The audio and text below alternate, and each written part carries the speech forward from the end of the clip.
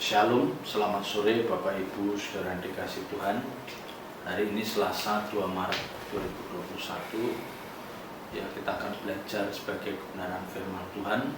Mari kita persiapkan hati kita persiapkan jiwa kita, dan kita arahkan mata rohani kita untuk kita bisa mengerti dengan lebih baik lagi tentang kebenaran firman Tuhan. Mari kita awali di dalam doa. Bapa di surga, segala puji, hormat, syukur kami naikkan kehadirat-Mu atas segala kasih dan kebaikan-Mu yang Kau nyatakan dalam kehidupan kami sepanjang hari. Dan pada sore malam hari ini Kau memberikan kami kesempatan untuk kami belajar sebagian kebenaran firman-Mu.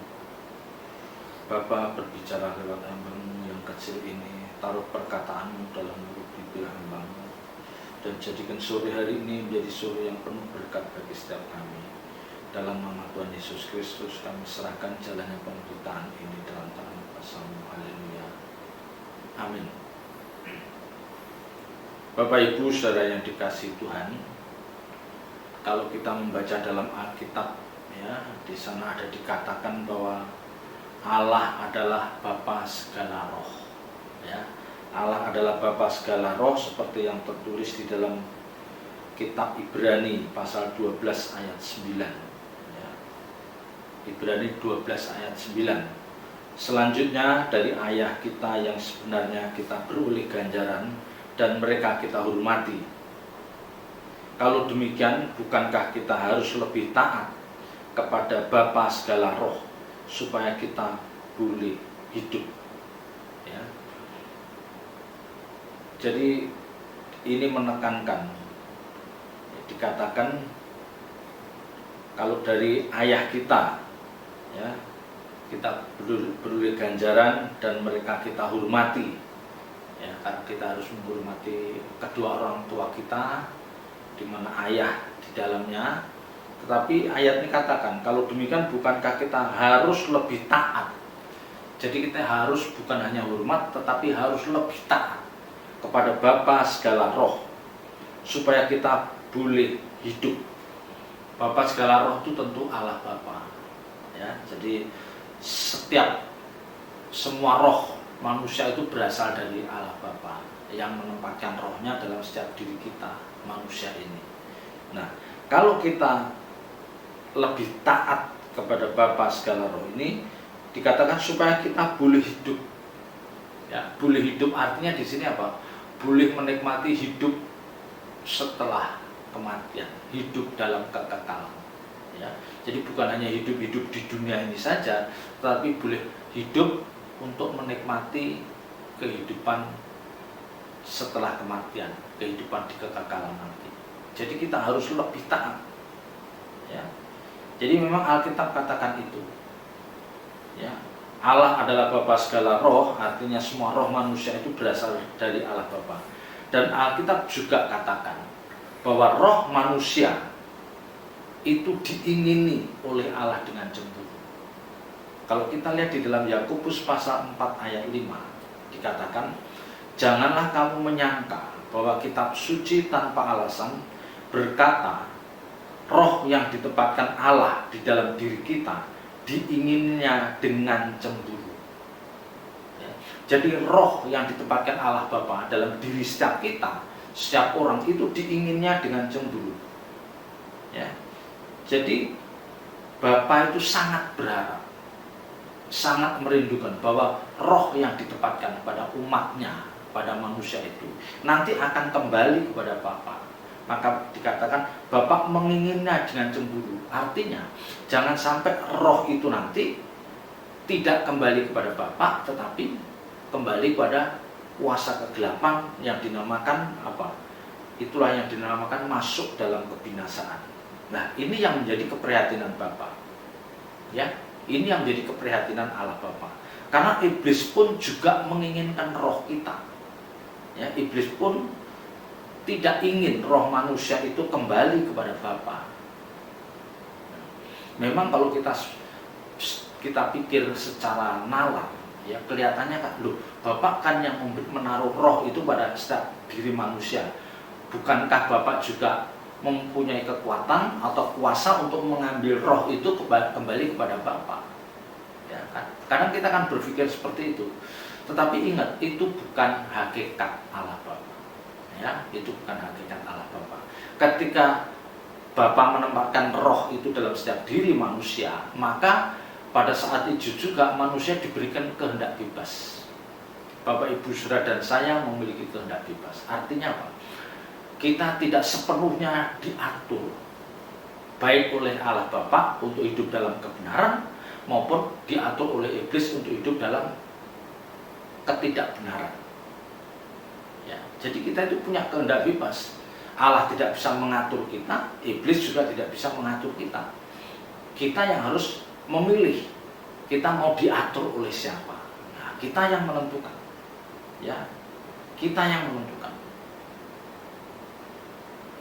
Jadi diingininya dengan cemburu itu artinya diingini dengan amat sangat.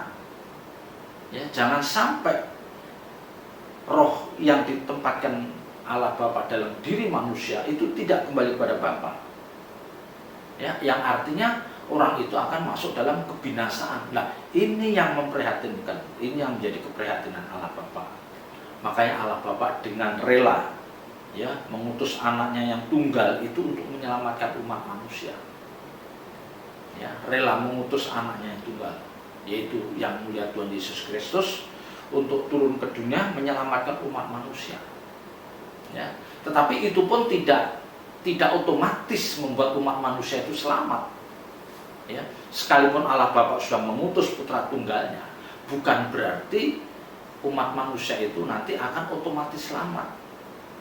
Ya, selamat tidaknya kita, selamat tidaknya orang percaya itu ditentukan oleh apa? Respon kita terhadap apa yang diajarkan oleh Tuhan.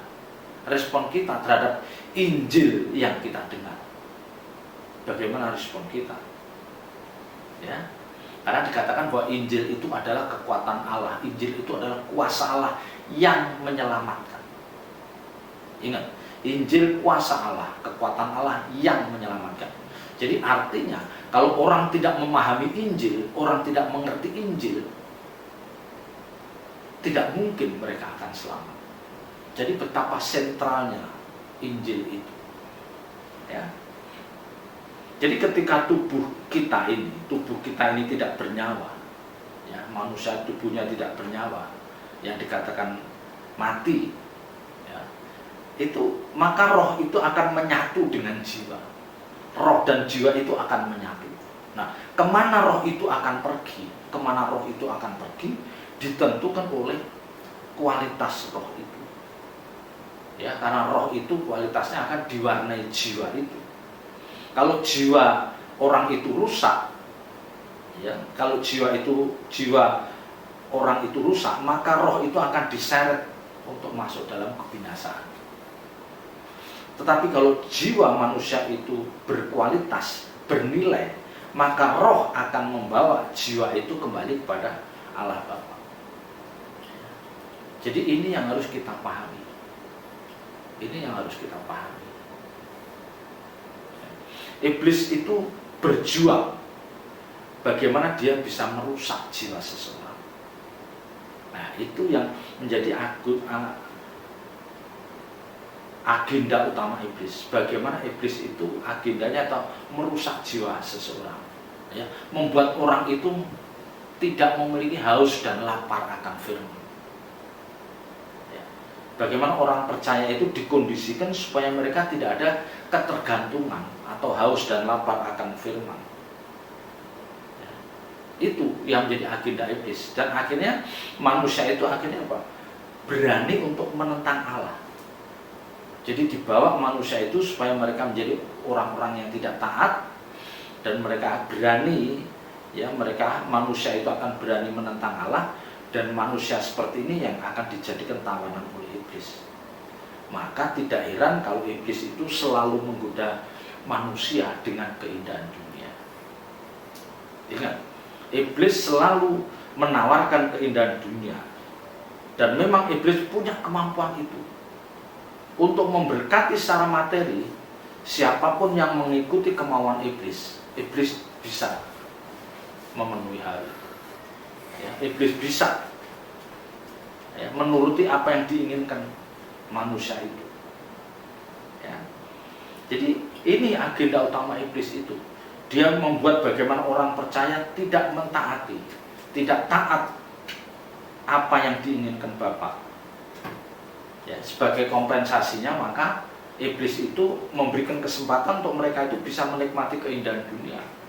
Dan keadaan seperti inilah yang membahayakan kita manusia akhir zaman ini.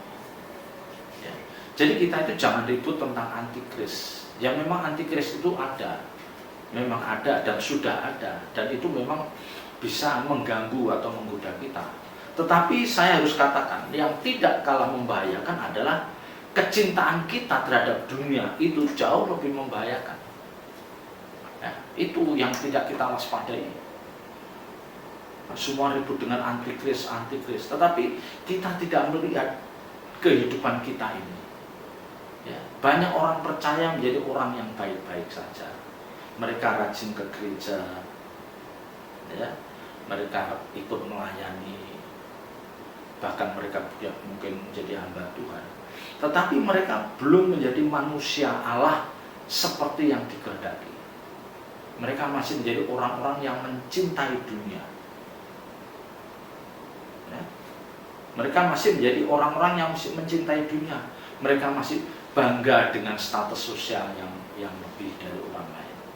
Jadi maka iblis itu sesungguhnya dia tidak terganggu. Iblis itu tidak terganggu kalau lihat orang percaya rajin ke gereja, ya, terlibat dalam pelayanan, menjadi orang-orang baik. Iblis tidak terganggu.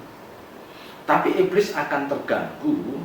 Iblis akan terganggu kalau mereka akan menjadi orang-orang yang punya hasrat kuat untuk hidup benar di hadapan Tuhan. Nah, disinilah iblis itu terganggu kalau orang percaya itu punya hasrat kuat untuk hidup benar di hadapan Tuhan. Ya, orang-orang yang memiliki lapar dan haus akan firman, orang-orang yang mencintai Injil dan mau mengenakan dalam hidupnya. Nah, di sini iblis akan terganggu. Ya. Ya, karena ini pasti akan melahirkan manusia-manusia baru yang ini sangat ditentang iblis. Ini yang sangat ditentang iblis. Jadi sekali lagi, jangan salah kita memahami hal-hal yang perlu kita waspadai. Kecintaan kita akan dunia ini itu sudah cukup memisahkan kita dari hadirat Tuhan. Ya, ingat, kecintaan kita yang kuat akan dunia ini, materialistis kita, itu sudah cukup untuk memisahkan kita dari hadirat Tuhan. Yang artinya apa? Menyeret kita masuk dalam kebinasaan. Jadi jangan ribut dengan masalah antikris. Mari kita introspeksi dalam kehidupan kita pribadi, lepas pribadi. Ya, apakah kita itu memang benar-benar mencintai Tuhan dan itu kita wujudkan dalam peragaan hidup kita yang memberkati banyak orang, atau kita itu masih kuat mencintai dunia sehingga kita mengabaikan apa yang diajarkan Tuhan. Ya. Maka pemberitaan Injil yang benar itu selalu menjadi musuh iblis. Ya, ingat, pemberitaan Injil yang benar itu selalu menjadi musuh utama iblis. Jangan sampai orang percaya ini memiliki haus dan lapar akan kebenaran firman. Jangan sampai orang percaya ini memiliki lapar dan haus akan firman, yang selanjutnya dia akan memahami lengkap kebenaran itu dan dia mau hidup seturut dengan kehendak Bapa. Ini yang membahayakan iblis. Ini yang membahayakan iblis. Ya. Karena orang-orang seperti ini yang akan melahirkan manusia-manusia Allah yang berkodrat ilahi, yang itu akan mempercepat kedatangan Tuhan. Ya.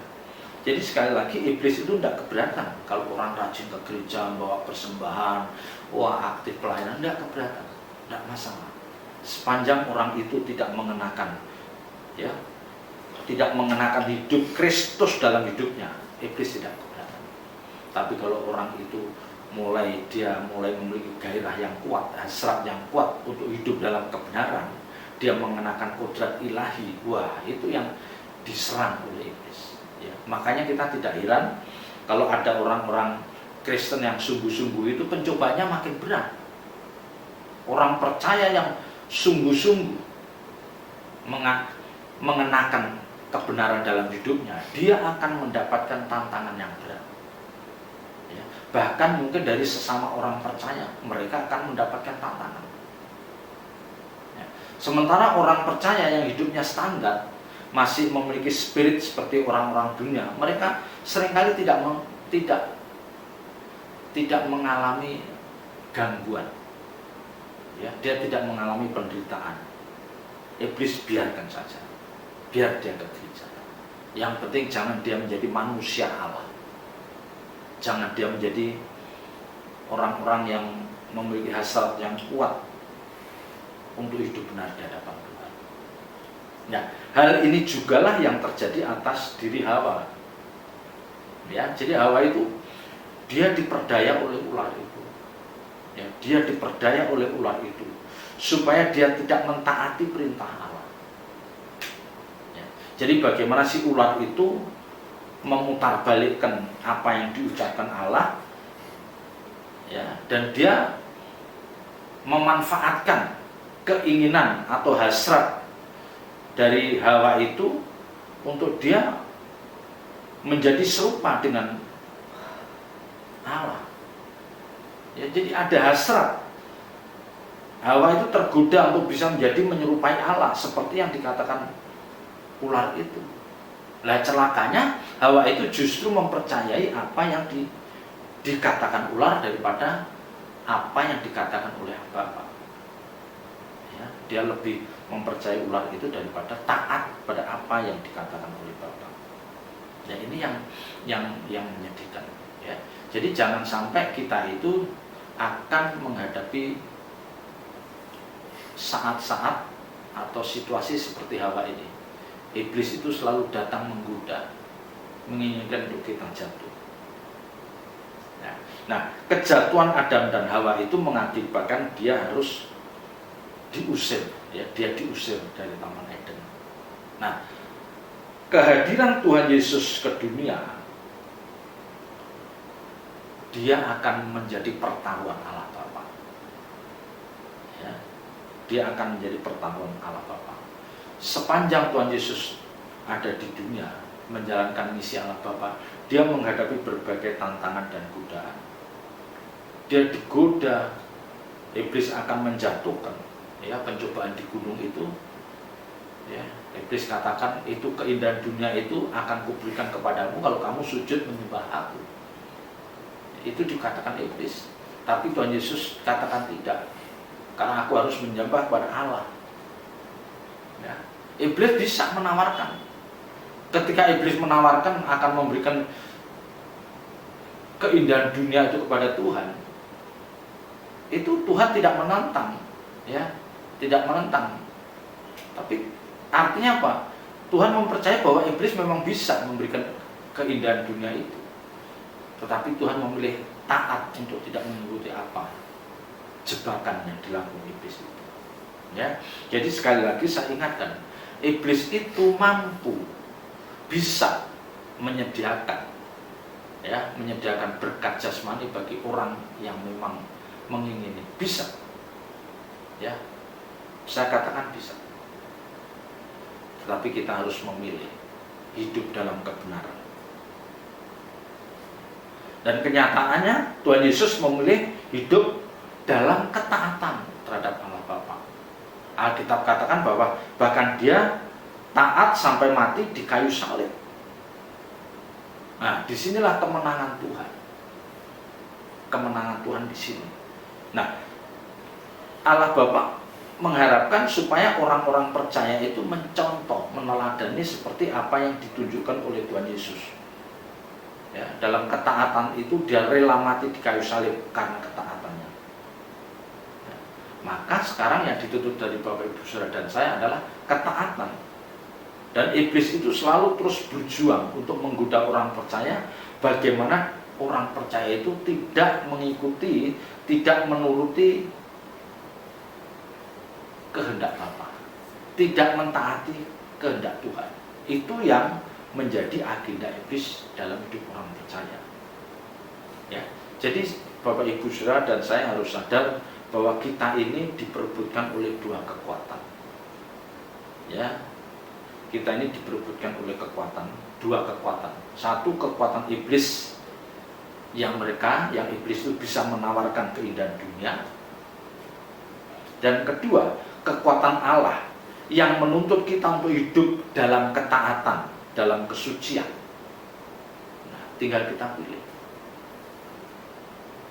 Ya, tinggal kita memilih. Kita mau taat kepada iblis karena iblis memang bisa menawarkan keindahan dunia ini, atau kita memilih taat kepada Allah, tapi kita harus hidup dalam penurutan akan kehendaknya, hidup dalam kesucian. Itu tinggal pilihan kita. Tapi ingat ya Bapak Ibu Saudara dan saya, bahwa hidup di dunia ini 70 sampai 80 tahun saja. Dan Alkitab katakan setelahnya kebanggaannya adalah penderitaan dan kesusahan. Sementara hidup yang sesungguhnya itu adalah hidup di balik atau hidup setelah kematian. Itulah hidup yang sesungguhnya. Itulah hidup yang tidak akan pernah berujung, tidak ada ujungnya. Bagi Bapak Ibu Saudara yang sudah mengerti kebenaran firman Tuhan, hidup saat ini yang kita jalani ini adalah membidik, ya, bagaimana kita membidik, bagaimana kita bisa memperoleh hidup yang sesungguhnya itu setelah kematian. Itu sasaran kita, ya, yang dikatakan apa? Bagaimana kita hidup untuk masuk Yerusalem baru. Itu, ya, itulah sasaran ibadah kita.